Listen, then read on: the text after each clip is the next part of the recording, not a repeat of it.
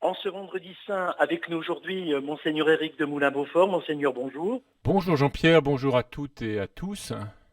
Alors aujourd'hui, c'est vendredi saint, Monseigneur, un moment important, bien sûr, dans cette semaine sainte. Alors quelques mots évidemment sur le vendredi saint, sur ce qui va se passer avec vous aussi sur l'antenne. Voilà, cette nuit ou hier soir, les prêtres ont célébré la messe de la Seine, et puis ensuite, chacun tout seul, mais enfin, ont accompagné le Seigneur eucharistique, disons dans son Eucharistie, jusqu'au reposoir, c'est-à-dire qui figure un peu le jardin de Gethsémani. Et puis, nous avons tâché de lui tenir compagnie, et un certain nombre d'entre vous se sont unis au temps de méditation que j'avais proposé. Aujourd'hui, c'est donc le vendredi saint. La journée est marquée par évidemment la croix du Christ, la mémoire de sa passion. C'est un jour de jeûne et d'abstinence et nous encourageons à vivre ce jeûne et cette abstinence aussi sérieusement que possible dans ce temps de confinement. Et puis l'après-midi sera euh, ponctué par le chemin de croix à 15 heures, présidé par Monseigneur Feillet sur RCF. Et puis, le soir à 19h10, avec le pasteur Langlois, nous proposerons une méditation de la croix.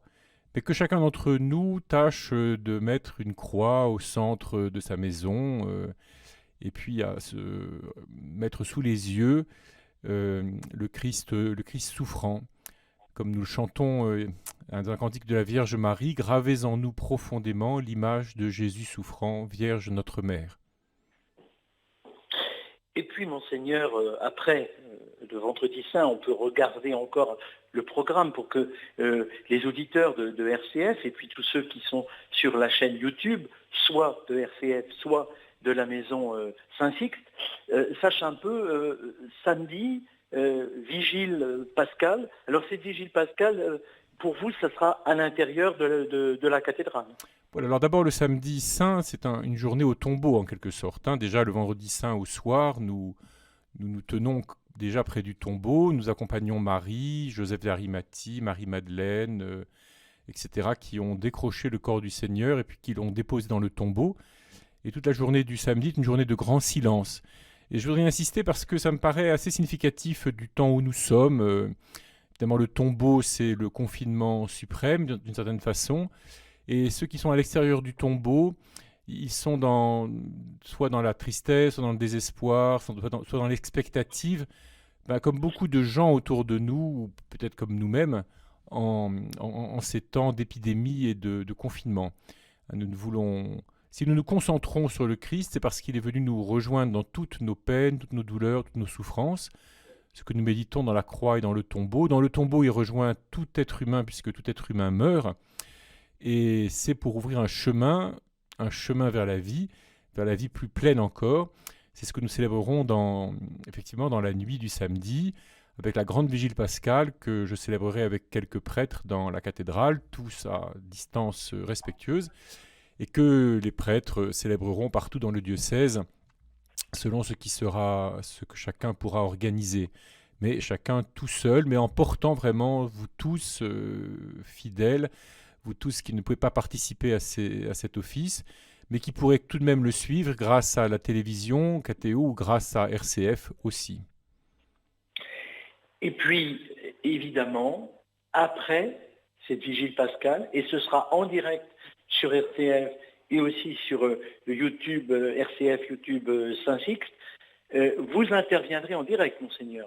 Oui, c'est ça, grâce à la disponibilité, à la générosité des techniciens de RCF et du directeur de la maison diocésaine, je pourrais intervenir en direct en sortant de la vigile à la cathédrale pour annoncer, en quelque sorte, porter la bonne nouvelle de Pâques à, à tout le diocèse. Alors, comme je ne suis pas un très grand chanteur, je ne pourrais pas chanter l'Exultet pour tout le monde, qui est vraiment l'annonce de la Pâques, mais je dirais plus simplement quelque chose pour annoncer, pour proclamer la résurrection du Christ, parce que je voudrais vraiment que la joie que suscite cette bonne nouvelle puisse rejoindre tout le monde le plus possible partout où nous, les uns et les autres, nous sommes confinés.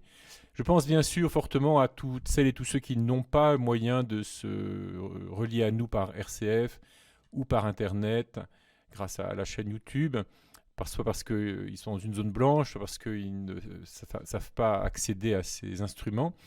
Je pense vraiment beaucoup à eux et je sais que beaucoup de paroissiens aussi pensent à leur apporter soit des papiers en imprimant ce qu'on trouve sur le site diocésain, soit un certain nombre d'éléments pour vivre ces jours de Pâques. Et je suis bien certain que beaucoup de diocésains penseront à téléphoner, à envoyer un message pascal au téléphone à ceux et celles qui savent isoler tout seuls et surtout pas capables de se relier à au message diocésain.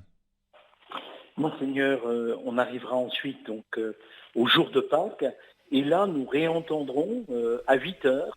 C'est une émission spéciale qui aura lieu de 8 heures à 9 heures avec un programme complètement en direct.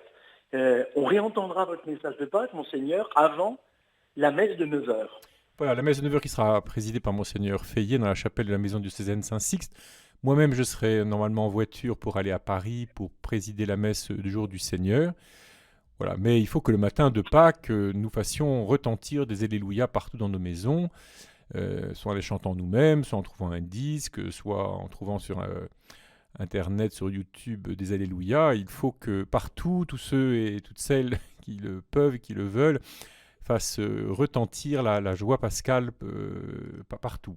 Dans la nuit de Pâques, on fait pendant la grande vigile, vous le savez, mémoire de toute l'histoire du salut à travers l'histoire d'Israël racontée dans la Bible, et puis brusquement éclate la nouvelle de la résurrection.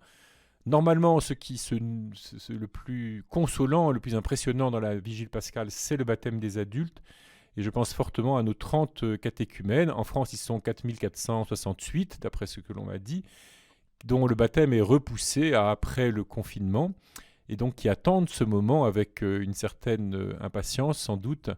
Et vraiment, nous les portons tous fortement dans notre prière, et au matin de Pâques, nous les porterons plus que jamais, en particulier au moment où, au début de la messe, à la place du rite pénitentiel, nous célébrerons l'aspersion avec l'eau baptismale. Et puis, Monseigneur, à la fin de la messe du jour de Pâques avec Monseigneur Feillet, on réentendra sur RCF votre message adressé aux diocésains. Et puis donc, ça c'est un événement important. On ne fera pas, entre guillemets, sur RCF concurrence à cette émission. À 11 heures, on rebasculera sur le national, mais surtout on invitera les diocésains à aller sur France 2 pour regarder la messe à la télévision, qui est d'ailleurs une messe de Pâques qui va être particulièrement suivie, Monseigneur. En tout cas, ces messes du jour du Seigneur, comme la messe rediffusée sur KTO, ont énormément d'audience en ce moment. Évidemment, toutes sortes de gens les découvrent. Et nous découvrons que nous arrivons, grâce à ces moyens, à créer une espèce d'assemblée qui ne se voit pas, mais qui en quelque sorte se sent. Je crois que j'ai déjà eu l'occasion de le dire. J'étais très impressionné le vendredi où le pape a organisé un temps de prière sur la place Saint-Pierre, un temps d'adoration du Saint-Sacrement. Les grands bras vides de la place Saint-Pierre me paraissaient vraiment remplis. J'avais l'impression de voir toute l'immense foule qui était rassemblée, bien plus grande que ce que la place Saint-Pierre peut contenir, parce qu'il y avait aussi, enfin il y a comme toujours d'ailleurs les anges et les saints, mais il y avait toute l'humanité, toute une grande partie de l'humanité rassemblée à ce moment-là. Donc nous vivrons cela plus modestement, mais grâce au jour du Seigneur, et je remercie les équipes du jour du Seigneur qui continuent à assurer ce service public, ce qui demande une belle disponibilité dans ces temps d'épidémie aux techniciens et puis aussi à tous les producteurs de l'émission et puis aux dominicains qui l'accueillent. Merci, Monseigneur. Donc, à très bientôt sur RCF. À très bientôt. Nous retrouverons de toute façon pour le temps pascal. Enfin, déjà le jour de Pâques, le samedi saint et le jour de Pâques, et puis pendant le temps pascal, car nous allons commencer ce temps pascal en confinement, donc nous continuerons nos émissions. On continuera les méditations, les messes, tant que le confinement se prolonge. Merci, Monseigneur. À très bientôt. Merci, un grand merci à vous. Bon vendredi saint à tous.